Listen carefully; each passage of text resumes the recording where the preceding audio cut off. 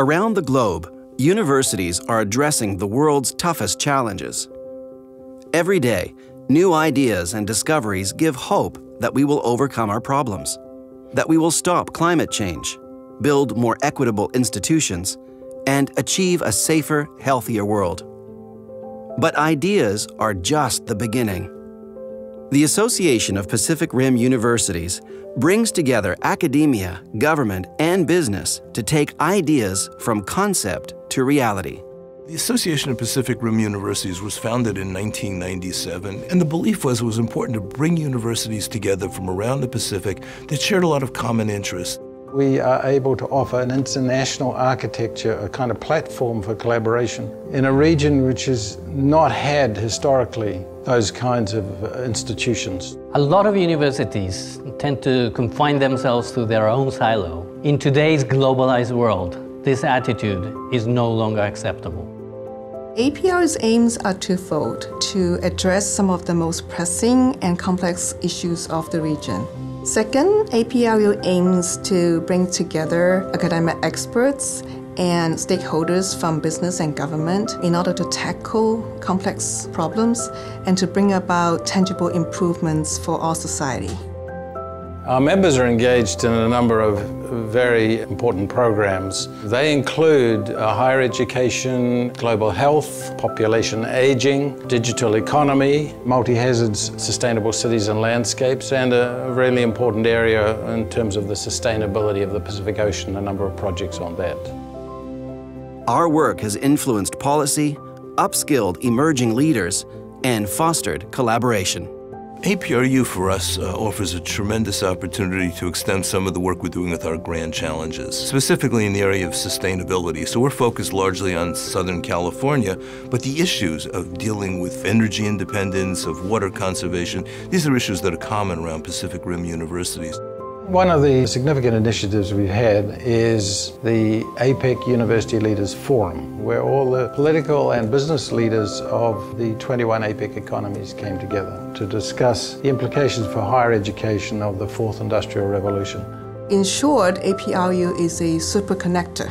Member universities can take advantage of the connectivity that APRU provides. You know, I think universities often are the first groups to come together and build close relationships. And I think APRU can actually act as a vehicle to have difficult discussions that often our governments find almost impossible to have. This is the historical moment for a network. It emancipates people from their national limitations and enables us to work together on a scale that is appropriate to the complexity of the issues we face.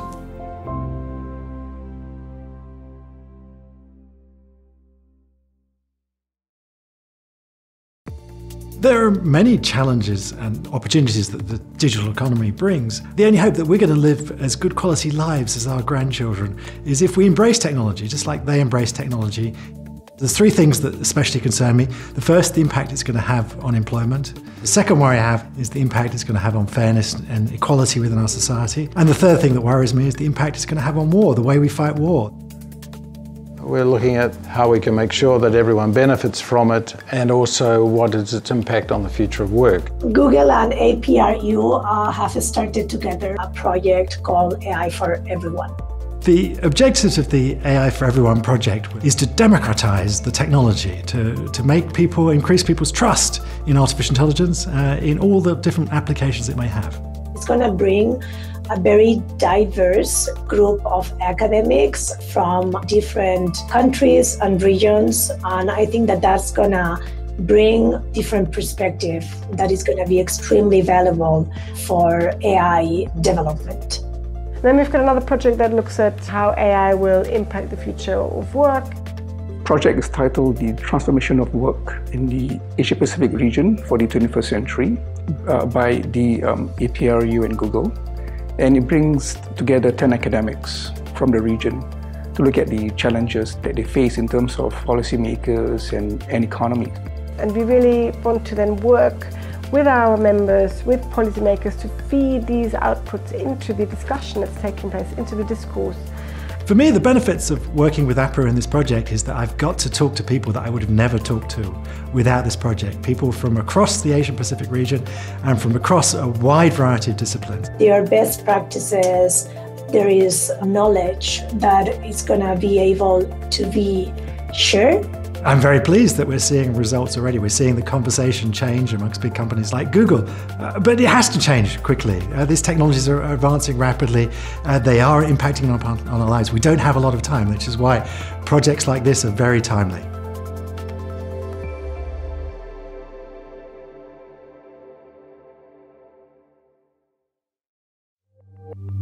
The Asia-Pacific region has a lot of different types of disasters. These are where the biggest earthquakes on Earth happened. Landslide, volcano, drought, we basically have everything. You know, this is an important region for study, and it's one of the major reasons why the APRU Multi-Hazards Hub started. The Multi-Hazard Program has mainly two objectives. One is to strengthen the research capacity, and the second objective is strengthening the contribution to the policy-making process. So to do that, we have a lot of collaboration with international organizations and NGOs and practitioners and private sector and governments. I've been working on a project funded by NASA called the GNSS Tsunami Early Warning Global Navigation Satellite System Early Warning Project, which hopes to be able to detect tsunamis much earlier than we have been in the past so that we can provide warning to people to evacuate. We participated in different international and regional conferences, such as UN World Conference on Disaster Risk Reduction and World Bonsai Forum. UNISDR has established the Science Technology Advisory Group. From last year, I have been chairing this particular group, and one of our main targets is to lobby with the country governments. One of the good examples is that the collaboration with IFRC. We can provide them a new idea in science and technology and innovations, which may be useful even for local communities. We also try to do capacity building and training programs. During the summer school, the students share their research experiences, and they can learn from the participants from different universities and different countries. In this multi-hazard program, we have people from geophysics, from geology, from earthquake engineering, from social science, urban planning. This vast discipline and the collaboration with different vast disciplines is very, very important. By working with APRU, I had tremendous opportunities to visit different universities and participate in different conferences and opportunities. Without that sort of connection to the AOGS Multi-Hazards Hub, we wouldn't really have been able to organize this GNSS workshop funded by NASA. We hope to share our lessons and experiences with students and faculty members as many as possible in this region.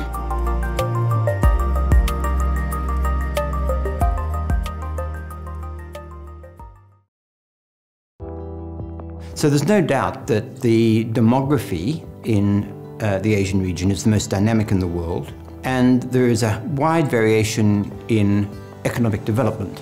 In these economies, the social structures that will support an aging population have not yet been fully developed. Many of these countries are now increasingly facing a scarcity of different types of workers, especially low-skilled younger workers. Aging challenges have multiple dimensions which require comprehensive analysis. However, when it comes to information, we tend to work in silos. Universities are very useful entities to gather such information in a bundle, analyze, and then compare it internationally. So one of the exciting projects that we've been running is the project with the Asia Development Bank.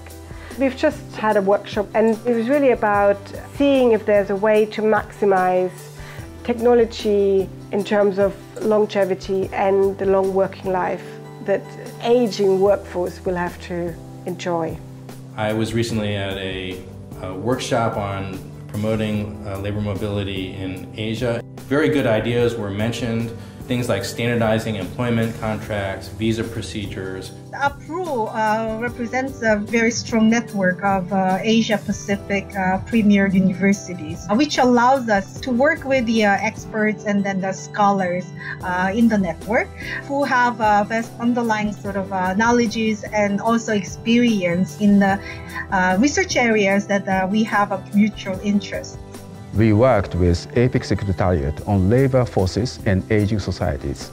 This is a typical example where a multiple sectorial approach is necessary, and often participating in our group can be eye-opening, even for very focused students and scholars. Population aging is an issue which is here to stay. It's enduring. It's one of the most important issues in the Asian region for the 21st century. So I think the regional focus and the quality of the people that we have involved, the quality of the institutions that we have involved in the hub, speak to a bright future.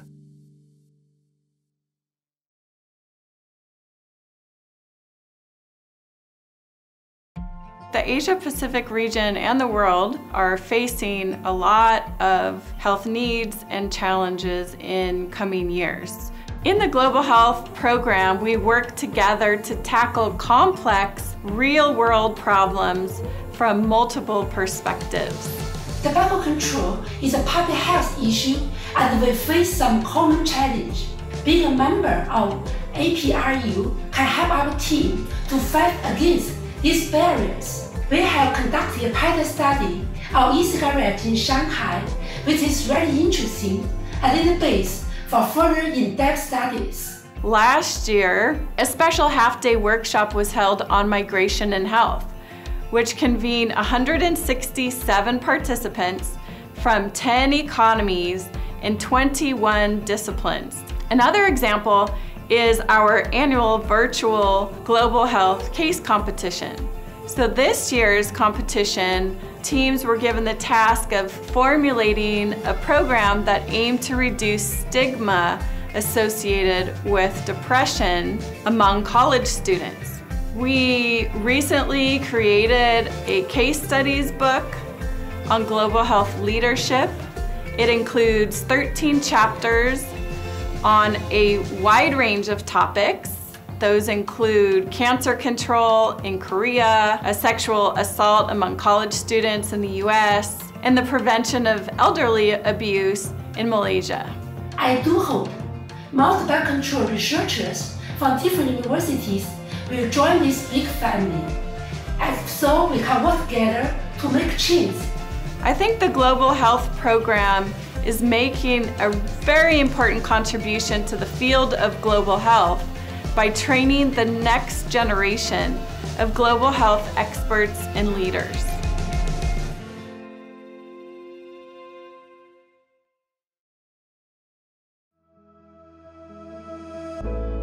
Rapidly growing cities around the world is a major cause and a consequence of many environmental and socio-economic changes. About 2/3 of the population will live in urban areas by 2050. Figuring out how to house, transport, feed, and make livable places for these people that also balance the sustainability of our urban environments are critical as we grow our cities on into the next century. So what our program does is also bring together these academics that maybe not talk to each other. So it's really about also sharing best practice. The APRU Sustainable Cities and Landscapes Hub seeks to enhance our understanding of landscape scale sustainability across the Pacific Rim in the face of continued urban expansion and climate change. The annual conference serves as a platform for active interaction among practitioners, academics, and decision makers to produce actionable knowledge and advocacy and policy impacts. So it's about getting also policymakers there, practitioners, but to work with academics on these topics. I found it a very invigorating experience, talking to other people in a very focused way in a closed room environment. We got a lot of very interesting ideas within the space of 2 or 3 days. So as a landscape architect, I would say the landscape architecture being paid more attention than before, and we play more important role in city sustainable development. So we have a book series in progress. So the book includes a paper from each working group, and we have perspectives from practitioners and academics as well. We've decided to run a design field school, hopefully to bring some of the students from participating universities together to study sustainability issues. My hope is that, quite simply, that this is just the beginning. So let's do more, and let's reshape the future of our cities and regions.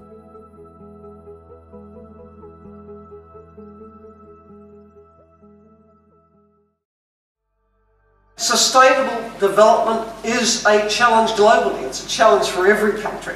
And everyone has to step up to this agenda. It is extremely important for the integrity of the process that developed countries take the agenda extremely seriously and don't treat it as irrelevant to their circumstances, because it most certainly is not. What we're trying to do in terms of the Pacific Ocean is to get our members to pick a topic or an area that links to the UN Sustainable Development Goal number 14. So I'm leading an APRU Pacific Ocean Cluster project. The aims are really to determine what the relationships are between the different Sustainable Development Goals and the specific targets for the oceans. Things like reducing marine pollution, creating more marine protected areas, eliminating overfishing. And we're really using this information to try to inform how management for the Pacific Ocean should be structured.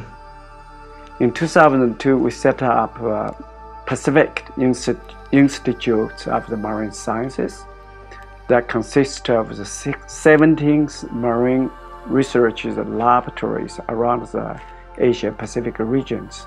With the New York Times, we ran a really fantastic competition last year on the future of the Pacific Ocean. So we asked students across the region to write a policy paper that was based on a New York Times case on the future of the Pacific Ocean. And it was about getting students to think about it, not just in terms of what can you do scientifically, but what would you tell other people to do really. And through this we have managed to gain a lot more interest from scientists, from our members, to engage in the topic. Having a network like this really allows us to do this kind of work very, very well, because I can be connected to the top researchers. I have to say, without really having APRU's weight on it, it will be very difficult. The support from the leadership was really impacting my way of being confident about what I'm doing. Individual institutions cannot achieve the goals very easily. So with more large scale collaborations, it will make everything much easier.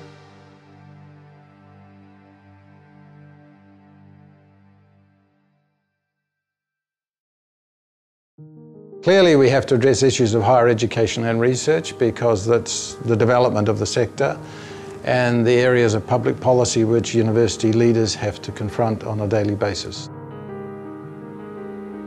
Our annual meeting of presidents enables them to talk informally together about the big issues that confront them.